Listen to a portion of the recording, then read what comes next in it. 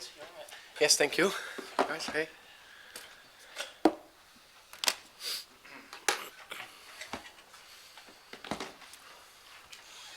Hi guys, we will start with the broadcast section. Yeah, I think I'm okay, yeah. This fancy chair. Broadcast section with no embargo, followed by an embargoed section for 10:30 p.m. tonight. No live tweeting during the broadcast section, please. Use the microphone provided. Michael. Thanks, Anne. Hi, Thomas. Obviously, the international break. How is everyone? Any injuries on the return? How's the squad looking? Everyone is fine. Everyone returned from international duties well, so that's always positive. Very happy about that. Everyone seems to be in a good place. Dom will not be available still. Don't expect it to be too long, but he'll not be available for this game. Can I just get your reaction to Daniel no longer being the chairman, and what will his legacy be? Yeah, of course. Daniel deserves massive praise. He's been here 24 years. It's must be one of the longest chairmen who's been in the Premier League ever. The things he's built, the success he's been a massive part of is, you can't praise that enough. And I think the two big things, he's actually laid, I would say, the foundation for the future in terms of this fantastic world-class training center and of course a world-class stadium. So both those two, we are at a top level, so we can build from there to hopefully compete with the best clubs in the future. So that is Daniel. So yeah. He's a big presence in football. Obviously, the news came out of the blue to so many. Did you get a chance to say goodbye? Yes, I've spoken to him,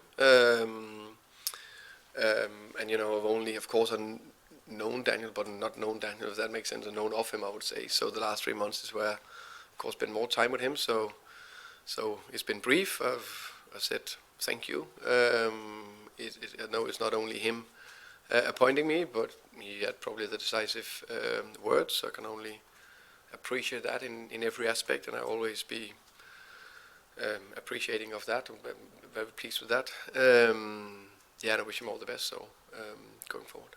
Yeah, as you say, he played a big part in your appointment. Obviously, denial of a takeover. There's obviously investment talk over the last few weeks. Does that sort of talk? Obviously, that's upstairs. Does it ever filter down to yourself or the players? Does it unsettle you at all? Because it's obviously such big news for the club. I say we, as Vinay have been saying and been quoted for, this is moving forward. It's not a new ownership, it's the same ownership, it's just the majority of shareholders who have more influence. They're very committed to the club. They want to build something good for the future. And I would say, for me, I think the main thing I can do to do my job well is to focus on now. And tomorrow against West Ham, huge London derby. And that's my main thing. I'm probably also a bit of a person where I just focus with what is in front of me. Thank you. Afternoon, Thomas. Afternoon. You just mentioned the London derby against West Ham tomorrow.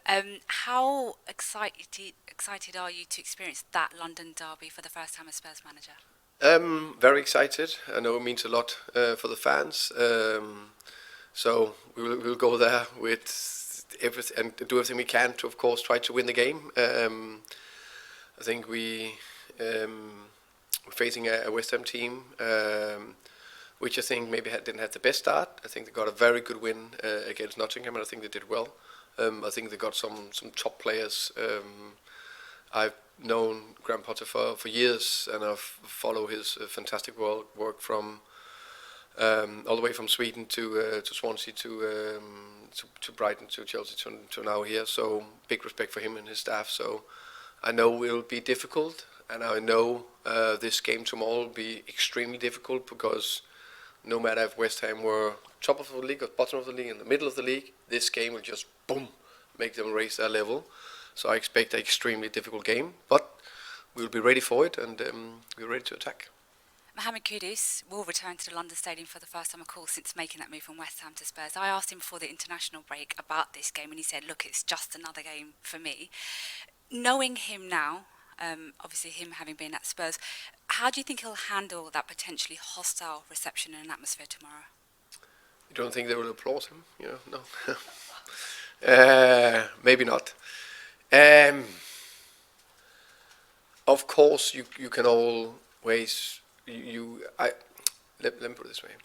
I'm pretty sure players, and myself included, sometimes you feel there are extra tension or extra noise, but then at a certain stage you get into your zone, and then you don't really hear it. I'm pretty sure the same for Kudos tomorrow. I'm pretty sure the same for all players that are playing in hostile environments. The thing he should do is focus on his game. That's what he can control. And finally from me, Xavi Simons and Randall, are they in line to make the Spurs debuts tomorrow? Yeah, both of them are looking good. Both of them are definitely in contention to be ready for the squad.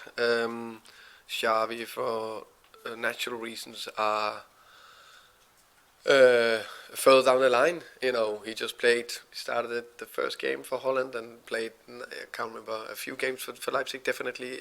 In terms of Randall, it's been a while since he's played. Last time was in Club World Cup. Hasn't trained really with PSG. So he is not as fit as Xavi. But he looks good. Thomas, hello. So if we just go back to Daniel again, I just wondered, it seemed to catch everyone he was so surprised at the news that he's gone. Because you had such a strong transfer window, were you surprised yourself? And what does this mean for you and the club going forward in regards to transfers and how it's all going to be done? I would say, it was nothing that I expected. I don't think any of us expected it.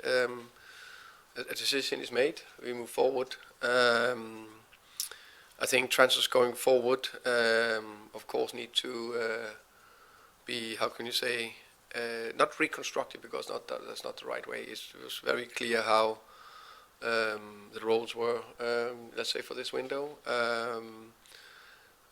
There's something Daniel is involved in, something he's not involved in, or was involved in, so that just needs to be changed a little bit. I don't see it as a big thing, definitely not impacting me too much, that we find out what kind of players we like to get, and then someone needs to find out to negotiate that.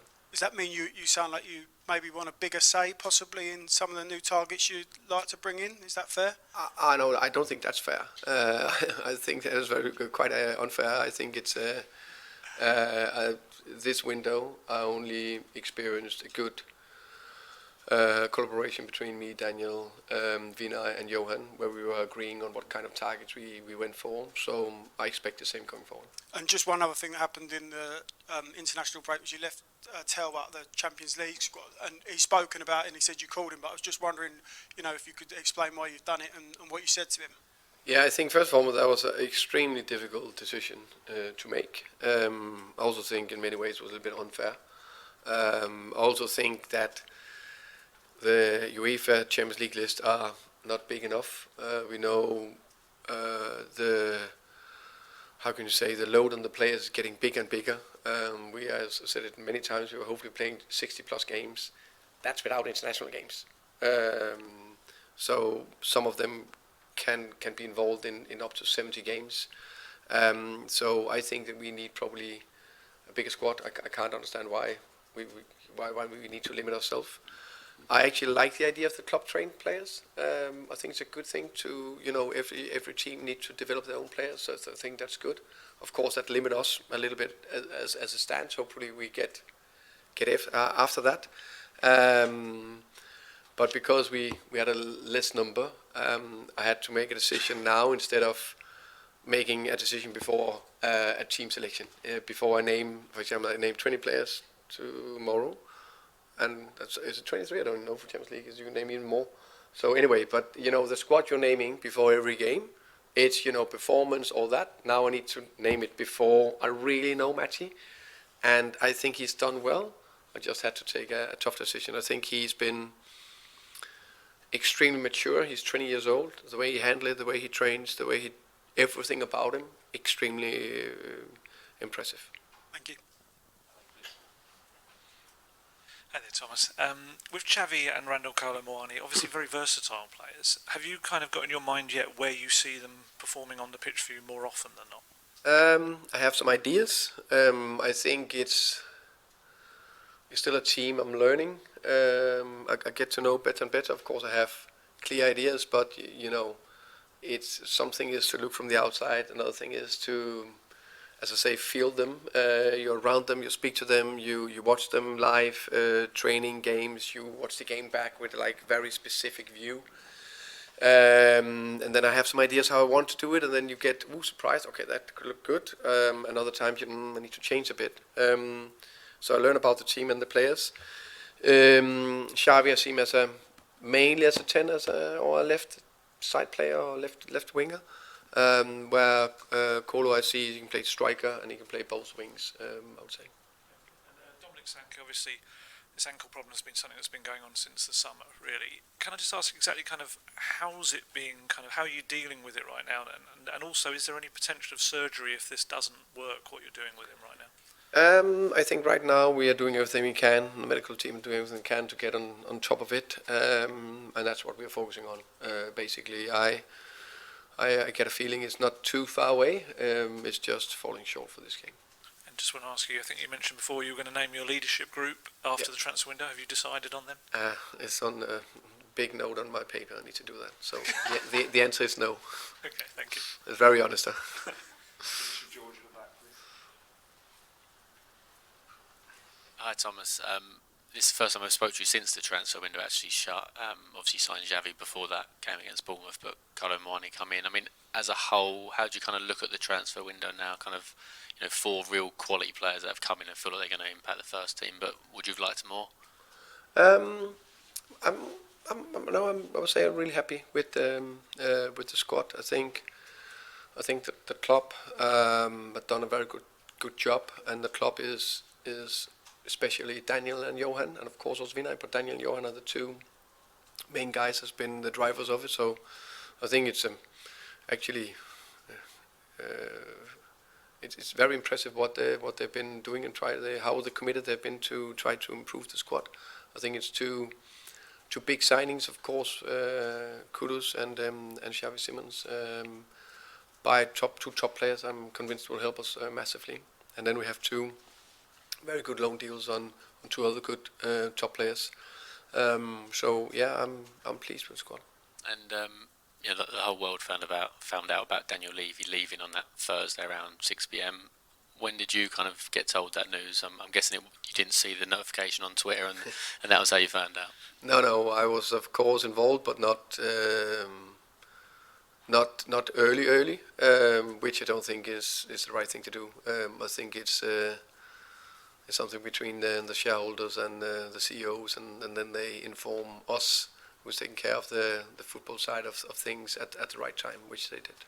And you kind of spoken about, you know, Vinay and what changes are going to, you know, happen. Vinay sort of spoke about he's really business as usual. He's still sort of doing things on a day-to-day. Would he be the one that you mainly was dealing with anyway, rather than speaking with Daniel on a day-to-day?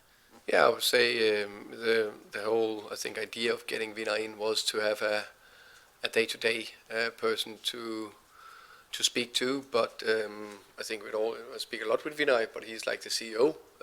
Then there is Johan, who is the technical director. So, with all due respect, I think I speak more football with him, which is the way it should be.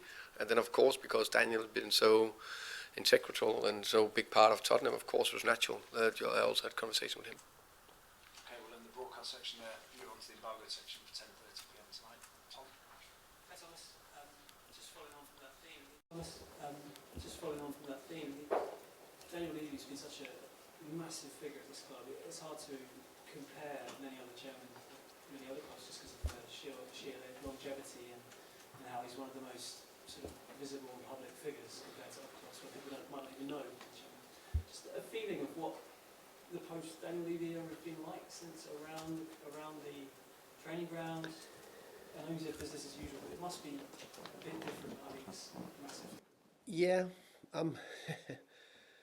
you know, it happened Thursday. I was back at the training ground Monday, and then we had 4 trainings, and you know, it was not that that Daniel was out there on a training pitch or in the meeting rooms or so, it is basically business as usual for me, because the transfer window closed, where there was a lot of interaction. So I don't think it has changed too much for me personally so far. So maybe it's too early to ask about that.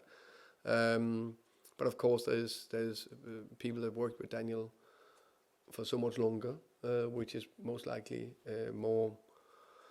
Is more different for them, I guess. You would have known before you came here how there was a protest last season, and wasn't just against him, it was against the ownership as well. You are the same ownership, but different sort of generations. Is there not part of you that's sort of thinking, maybe that's not going to happen as much now, as a sort of relief now that he's gone? But do you sense there'll be a difference that when things don't go as well during the season, like we've seen in the past, where some of the fans are taking against the ownership of the club and the chairman, that might not happen? To be honest, I haven't thought about that at all. And I think the main bit is probably because I haven't been part of it. Of course, as you said, of course I heard about it. I think one of you guys said it a few weeks ago, or when there was maybe another demonstration or unhappy fans. So, yeah, I haven't thought too much about that. So, hopefully just win a lot of games and everything is easier. Fair enough. And just lastly, a bit of a left field one. What do you make of half and half scarves? Because West Ham and banned. Yeah. Half and half scarves. So what? Half what? Half West Ham, one Spurs in this occasion. When they sell them on the streets. I guess it's a little bit odd between two clubs that maybe don't like each other that much. So, to be fair, I don't know who is probably not selling that much. So the one who came with that idea probably is not the most wealthy guy or girl in the world, I guess. So the answer is probably yeah. Hi Thomas.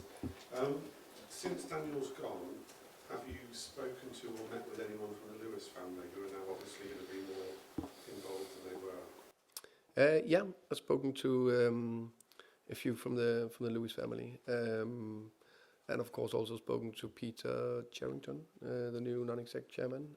Also spoke to him before. Of course, he was in the board.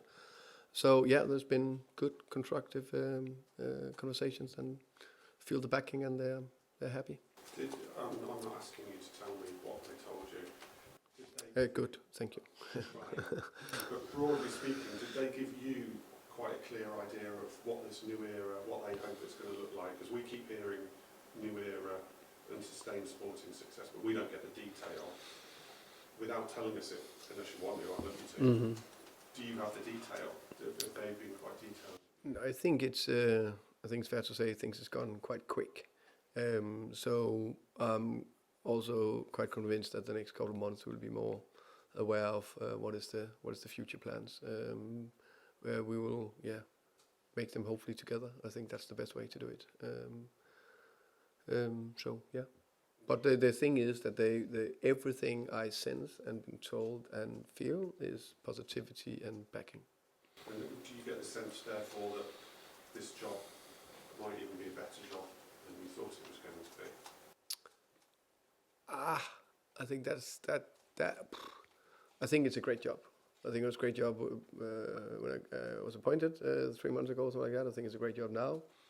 I'm pretty sure, I hope it's a great job. It depends, of course, a little bit about how many games we're going to win, but in the next 3 months, but the plan is to win games. So that I don't know. I just know, I got a feeling it's a great job. Well, one of the other things that we hear about going forward in the new era has been about transparency. You come from a very transparent club in Brentford, where things work. Is that something you're in favour of? And if it's important, why is it important? I think it's very important to be transparent, to be clear. What are we dealing with? What is the ambitions? Can we adjust expectations? Are we on the same page? What is the strategy? Are we aligned? I think that's absolutely crucial.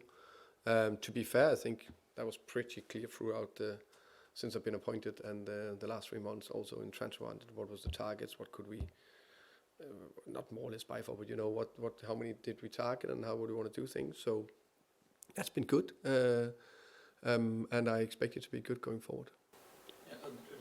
transparency is important because why? No, I think then it's clear what you in what direction we're working. Are we aligned? What kind of strategy is it? So I think that should be absolutely clear. Because you've got a massive following, because you're communicating with. No, yeah, but I think I took that for granted. Actually, yeah. Can I ask you one that's not Daniel related? That do you expect Ian Bissouma to be part of your squad now? Is he still going to go before some of the foreign windows close? Or I think, of course, there's a few phone windows, but I'll be surprised if anyone is leaving us now. So the answer is yes, he's part of the squad. Hi. Say again, sorry. More wins, more sporting success. Yeah. Do you feel any extra pressure with that? So who says? Try to start with the answer. I probably didn't understand it. Yeah. The new era. Yeah. There's been a lot of talk about more wins, more sporting success, more focus on the pitch. I wonder if you feel like the ambitions have changed at all already. Do you feel like any extra pressure in that regard? That's probably the good thing about not reading too much, because I didn't know that. But now you told me, so I think we all want to win as much as possible and end as high as possible. I'm pretty sure we're all aware of where we stand since my first press conference here with you guys to now. Of course, we had a fine window. I'm pretty sure we know where we are around in the food chain in terms of what we're competing against, and it's from now we need to build and compete and hopefully develop and get better. You talk about everything happening very quickly. I wonder if you might, at some point in the future, sit down with Daniel Levy and have dinner, have some wine or something. I could easily see myself doing that. So yeah, that's very likely. And on the squad, do you think there's enough depth? I mean, we talked about that before in terms of the kind of competitions this season. I wonder if after the transfer, do you think there's enough to kind of manage all the competitions this season? Yeah, I would say I think the biggest thing last year was probably the injury situation. So can we, touch wood, hopefully get on top of that? Then we will have, I think, more than enough players to cover all the competition we are competing in. So that's the aim. What was the Colomwani signing at all? The what, sorry? The Colomwani signing, was it at all with Solanke's injury in mind? No, that was not. We wanted one more offensive player in. Yeah, you're welcome. Matt. Hi, Thomas. Hi. You came from Brentford, which from the outside sort of looks like a perfect example of sort of stability and everything very calm. Also from the inside. Yeah. Here you've had, so much change in such little time. The captain, Daniel Levy now. Has it been sort of difficult to adjust to just that level of noise and change you had to cope with? I would say that it's more, I think, just been probably in the way it's been just extremely busy. So talking about the leadership group, I haven't done it yet because there's too many things on. So because I need to know a squad, players, staff, new relationship with everything from Daniel to Johan to Vinay to build that, to build with the recruitment department. So all that need to be built. So that just take more time. So I think that's probably more the bigger thing. You can say naming a captain for me is not. I came in, there was a captain, I need to name a captain, so not a problem. Of course, you can say the bit with Daniel, of course, is big news, but I only worked with him really for 3 months, so it's not like if it was in Brentford that suddenly Matthew left and another came in. That probably would be a little bit, so not too much for me, if I'm honest. And going back to the Tell decision, obviously you said you don't want the biggest sort of squad to be able to choose from. But is that something the club need to consider going forward in terms of recruitment, so that you're not in a position where sort of a £30 million signing is one of sort of 6 first-team players that you then can't include in the squad? That we need a bigger squad also? No, in terms of recruitment, it's Yeah. something to think about, that you're in a position where someone you spent that much money on like a few months ago, you're then not able to include for your Champions League squad. Does that need to be more of a focus in recruitment?